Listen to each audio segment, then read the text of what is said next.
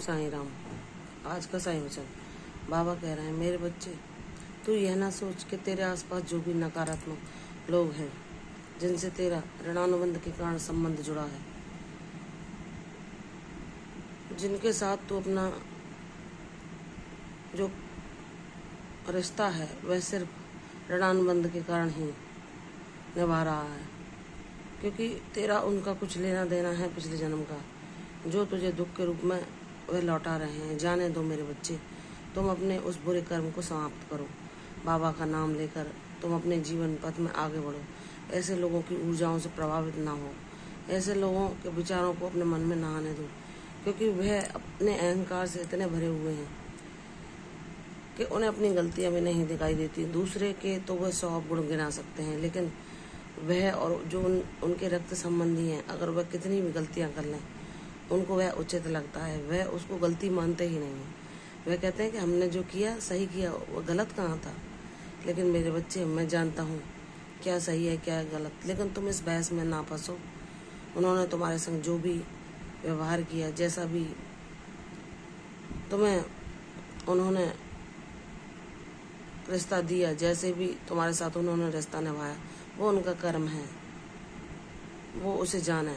उसका परिणाम ईश्वर ने क्या देगा, तुम्हें उससे कोई लेना देना नहीं। ना तुम्हें उनके लिए कोई भाव अपने दिल में लाने हैं।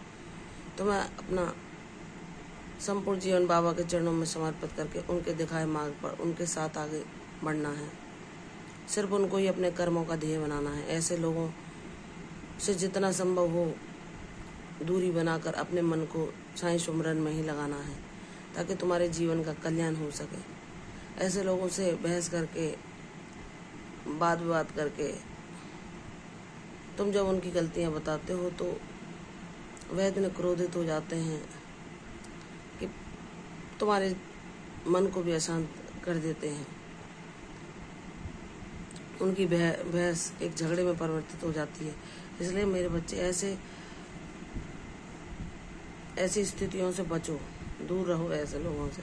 अपना समय अपने बाबाओं की लीलाओं को सुनने में, श्रवण करने में, उनका नाम जाप करने में, ध्यान लगाने में, अपने कर्तव्यों को पूरा करने में ही व्यतीत करो, क्योंकि तुम अपने जीवन में सिर्फ अच्छी ऊर्जा को संचय करो। क्योंकि मैं जानता हूँ तुमने जो दुख और संघर्ष झेले हैं वह सिर्फ मैं जान सकता हूँ और कोई नहीं। तुमने अपने दिल में क्या दर्द छुपा रखे हैं वह तुम्हारा बाबा जान सकता है, और उन सभी परेशानियों को, उन सभी दर्दों को बाबा सदैव के लिए खत्म कर देंगे। बाबा तुम्हारे लिए वह योजना बना रहे हैं कि तुम्हारे जीवन में सिर्फ शांति वास करेगी, समृद्धि खुशहाली तुम्हारे चारों ओर होगी।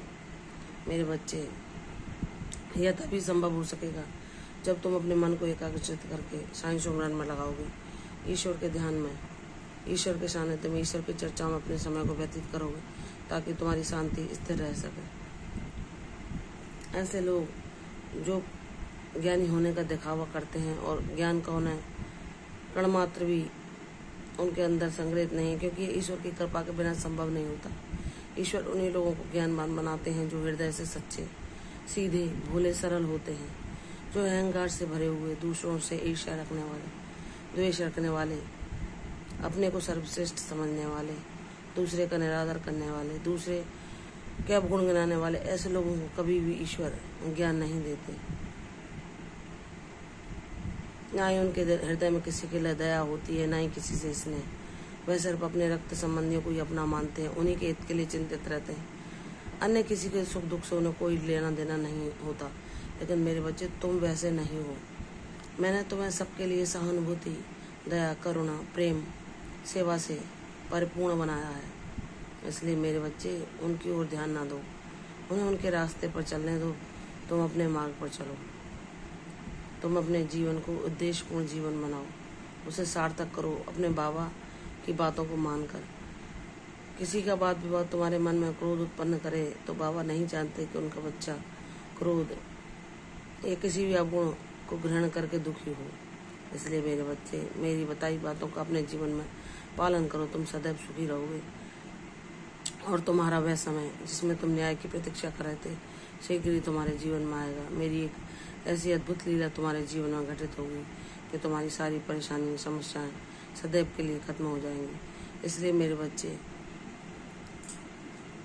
तुम अपने ध्येय की ओर, अपने मार्ग की ओर एकाग्र होकर उसे पाने के लिए सदैव तत्पर रहो और इन बेमतलब के झगड़ों, विवादों, ऐसे लोगों से वार्ता करने से भी बचो। इसलिए मेरे बच्चे, तो मेरे बातों को ध्यानपूर्वक सुनकर के उन्हें अपने आचरण में लाओ। मैं जो भी बता रहा हूँ वह तुम्हारे हित के लिए है। तुम सदैव अगर मेरी बातों का पालन करते रहे तो तुम्हारी झोली मेरे आशीर्वादों से, मेरी कृपा से सदैव भरी रहेगी। एक कमल जैसे कीचड़ में खिलता हुआ भी उस कीचड़ से जरा भी लिप्त नहीं होता, प्रभावित नहीं होता, वैसे ही तुम बनो। भले ही तुम्हारे आसपास तुम्हारी ऊर्जा जैसे लोग नहीं हैं, लेकिन तुम उनसे दूर रहकर अपने बाबा में, उनके चिंतन में, उनके मनन में अपना मन लगाकर सदैव एक कमल की भांति खिले रहो, प्रफुल्लित रहो, प्रसन्न रहो। तुम ऐसे बनो कि जिसे देखकर दूसरे भी सुख और खुशी का आभास कर सकें। मुझ पर विश्वास करो, तुम्हारी जीत अवश्य हो। प्रसन्न रहो, यशस्वी हो, दीर्घायु हो। कल फिर आऊंगी साईं वचन के साथ। तब तक के लिए ओम साईं राम।